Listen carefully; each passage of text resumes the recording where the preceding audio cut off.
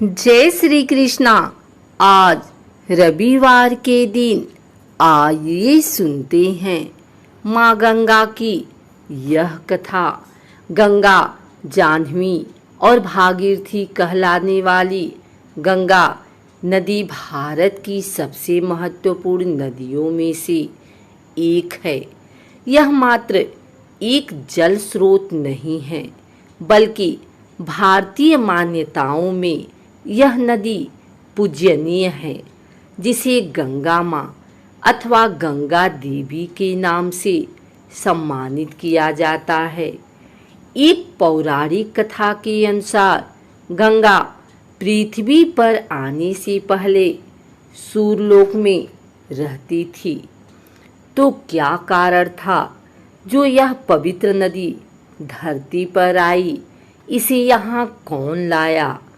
गंगा नदी के पृथ्वी लोक में आने के पीछे कई सारी लोक कथाएं प्रचलित हैं, लेकिन इस सबसे अहम एवं रोचक कथा है पुराणों में। एक पौराणिक कथा के अनुसार अति प्राचीन समय में पर्वतराज हिमालय और सुमेरु पर्वत की पुत्री मैना की अत्यंत रूपवती एवं सर्वगुण संपन्न दो कन्याएं थीं। दो कन्याओं में से बड़ी थी गंगा तथा छोटी पुत्री का नाम था उमा। कहते हैं बड़ी पुत्री गंगा अत्यंत प्रभावशाली और असाधारण दैवीय गुणों से संपन्न थी, लेकिन साथ ही वह किसी बंधन को स्वीकार न करने के लिए भी जानी जाती थी। हर कार्य में अपनी मनमानी करना उनकी आदत थी। हिमालय से बेहद ऊंचाई पर सूर्यलोक में रहने वाले देवताओं की दृष्टि गंगा पर पड़ी। उन्होंने उनकी असाधारण प्रतिभा को सृष्टि के कल्याण के लिए चुना और उन्हें अपने साथ स्वर्गलोक ले गए। अब पर्वतराज के पास एक ही कन्या शेष थी, उमा।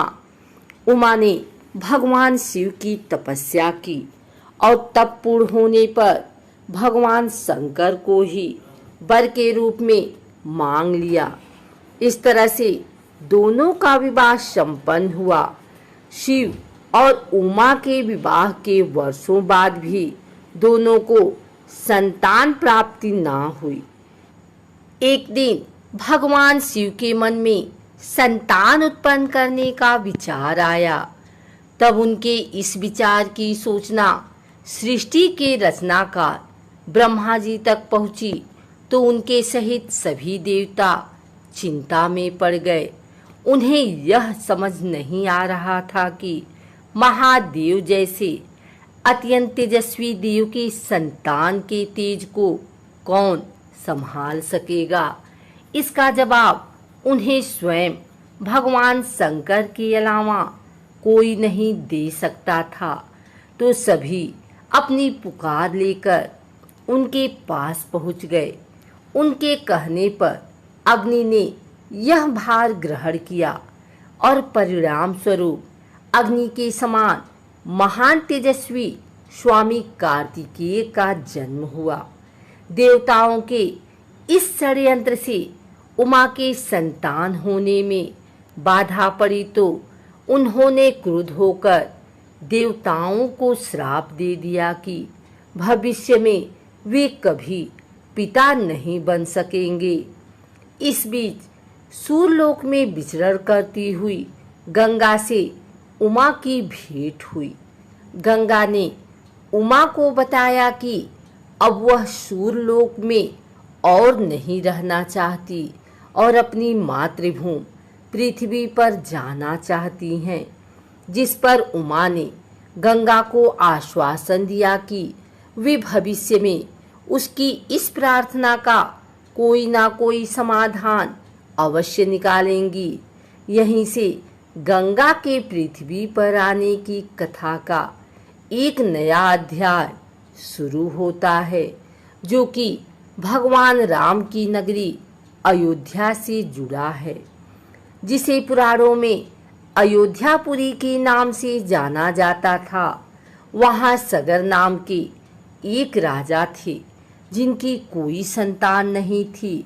सगर राजा की 2 रानियां थी, केसनी तथा सुमति, किंतु दोनों से ही राजा को पुत्र की उत्पत्ति नहीं हो रही थी, जिसके फलस्वरूप उन्होंने दोनों पत्नियों को साथ लेकर हिमालय के भृगुप्रस्थवर्ण नामक प्रांत में तपस्या करने का फैसला किया।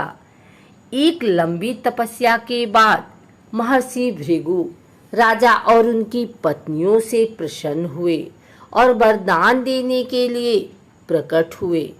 उन्होंने कहा, हे राजन, तुम्हारी तपस्या से मैं अत्यंत प्रसन्न हूँ और तुम्हारी दोनों पत्नियों को पुत्र का वरदान देता हूँ, लेकिन दोनों में से एक पत्नी को केवल एक पुत्र की प्राप्ति होगी, जो वंश को आगे बढ़ाने में सहायक साबित होगी, तथा दूसरी पत्नी को 60,000 पुत्रों का वर हासिल होगा। अब तुम यह फैसला कर लो कि किसे कौन सा वरदान चाहिए। इस पर राजा की पहली पत्नी केसनी ने वंश को बढ़ाने वाले एक पुत्र की कामना की और रानी सुमति ने 60,000 बलवान पुत्रों की। उचित समय पर रानी केसनी ने असमंजस नामक पुत्र को जन्म दिया। दूसरी ओर रानी सुमति के गर्भ से एक तुम्बा निकला, जिसे फोड़ने पर कई सारे छोटे छोटे पुत्र निकले, जिनकी संख्या 60,000 थी। उन सब का पालन पोषण घी के घड़ों में रखकर किया गया। समय बीतने पर सभी पुत्र बड़े हो गए। महाराज सगर का ज्येष्ठ एवं वंश को आगे बढ़ाने वाला पुत्र असमंजस बड़ा दुराचारी था। उसके कहर से सारी प्रजा परेशान थी। इसीलिए परिणाम स्वरूप राजा ने उसे नगर से बाहर कर दिया। कुछ समय बाद असमंजस के यहाँ अंशुमान नाम का एक पुत्र हुआ। वह अपने पिता से बिल्कुल विपरीत स्वभाव का था। अंशुमान अत्यंत सदाचारी, पराक्रमी एवं लोगों की सहायता करने वाला था। एक दिन राजा सगर ने महान अश्वमेध यज्ञ करवाने का फैसला किया, जिसके लिए उन्होंने हिमालय एवं विंध्याचल के बीच की हरी भरी भूमि को चुना और वहां एक विशाल यज्ञ मंडप का निर्माण करवाया। इसके बाद अश्वमेध यज्ञ के लिए श्याम कर्ण घोड़ा छोड़कर उसकी रक्षा के लिए पराक्रमी अंशुमान को सेना के साथ उसके पीछे पीछे भेज दिया। यज्ञ सफलतापूर्वक बढ़ रहा था, जिसे देख इंद्रदेव काफी भयभीत हो गए।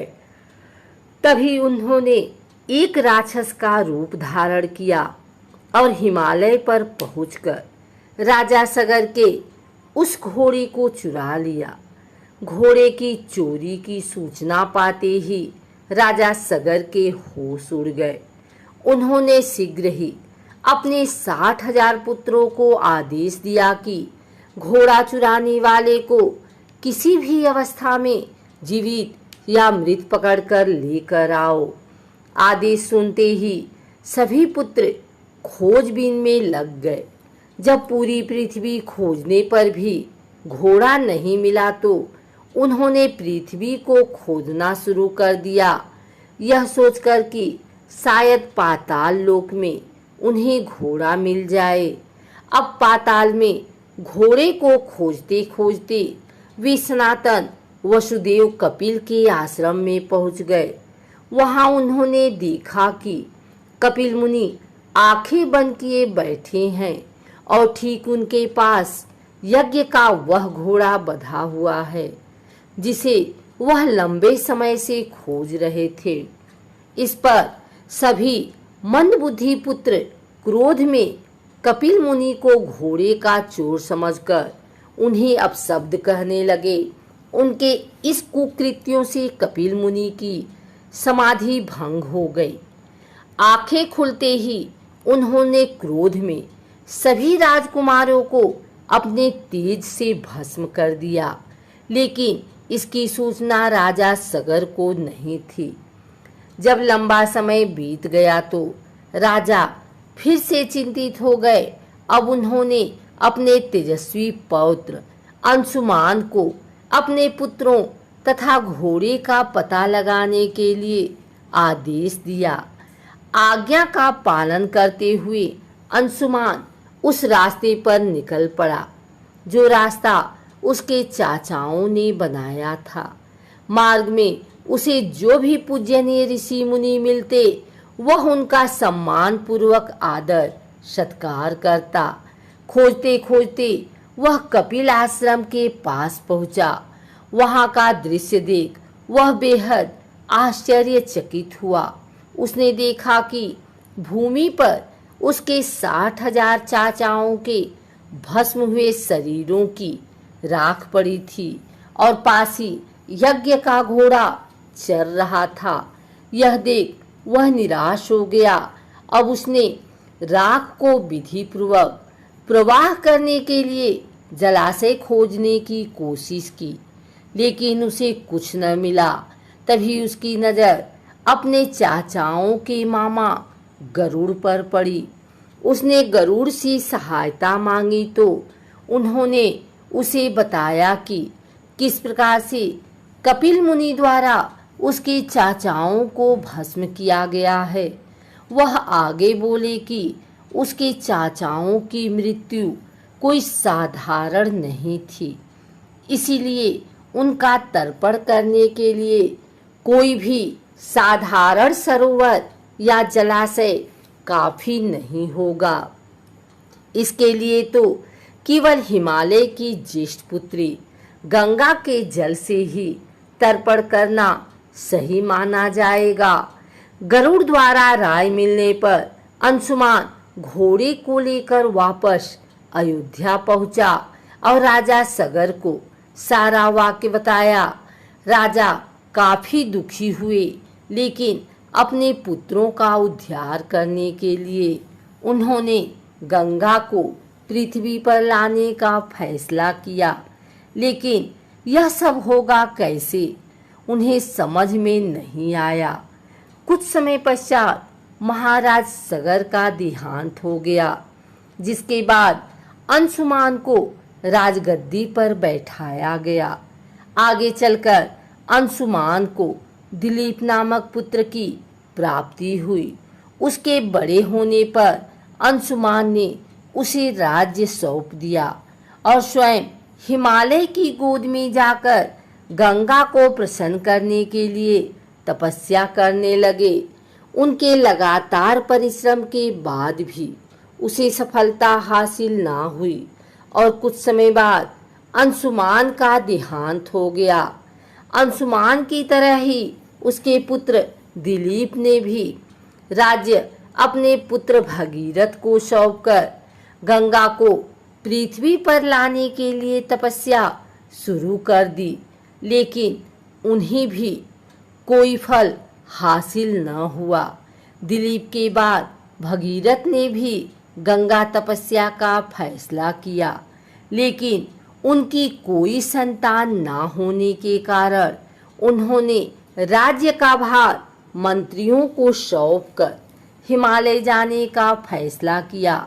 उनकी कठोर तपस्या से आखिरकार भगवान ब्रह्मा प्रसन्न होकर उनके सामने प्रकट हुए और मनोवांछित फल मांगने के लिए कहा।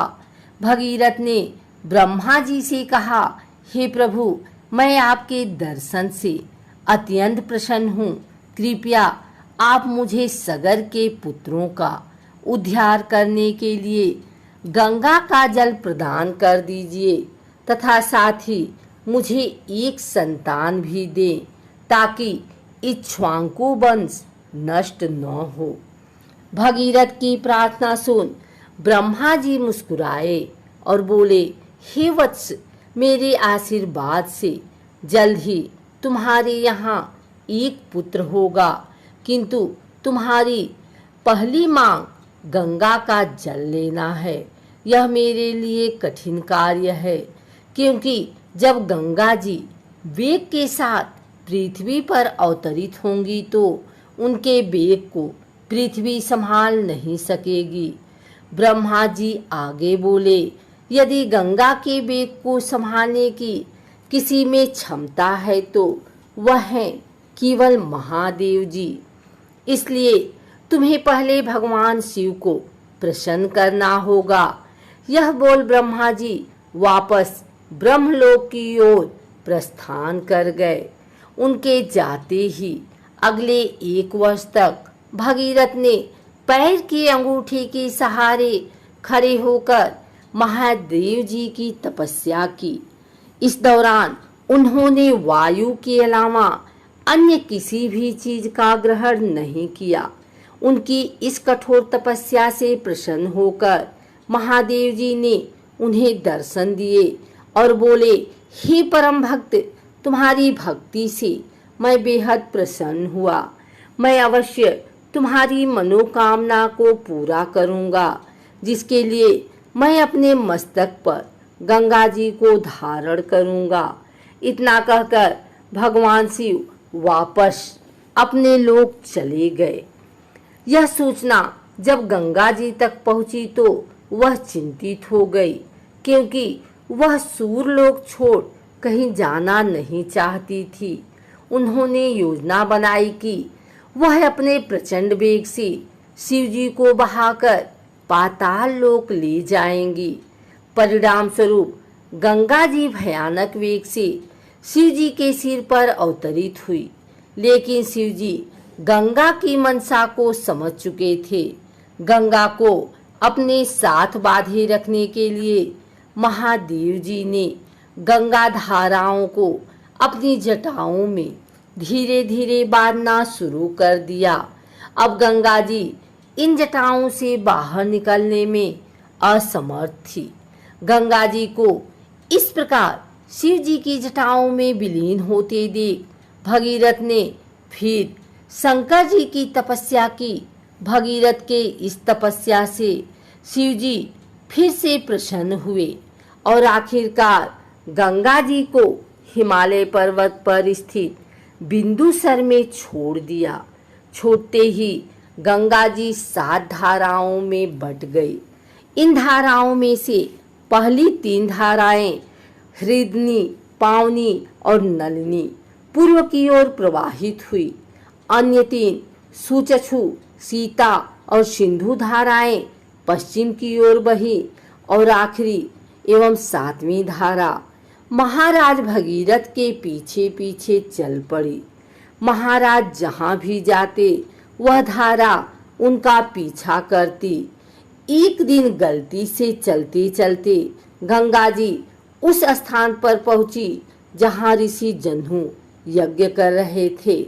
गंगा जी बहते हुए अनजाने में उनके यज्ञ की सारी सामग्री को अपने साथ बहा कर ले गई, जिस पर ऋषि को बहुत क्रोध आया और उन्होंने क्रुद्ध होकर गंगा का सारा जल पी लिया। यह देखकर समस्त ऋषि मुनियों को बड़ा विस्मय हुआ और वे गंगा जी को मुक्त करने के लिए उनकी स्तुति करने लगे। अंत में ऋषि जन्हू ने अपने कानों से गंगा जी को बहा दिया और उसे अपनी पुत्री के रूप में स्वीकार कर लिया। तब से गंगा जी का नाम जाह्नवी भी पड़ा। इसके पश्चात वे भगीरथ के पीछे पीछे चली और अपने स्थान पर पहुंची जहां उसके चाचाओं की राख पड़ी थी। उस राख का गंगा के पवित्र जल से मिलन होते ही सगर के सभी पुत्रों की आत्मा स्वर्ग की ओर प्रस्थान कर गई।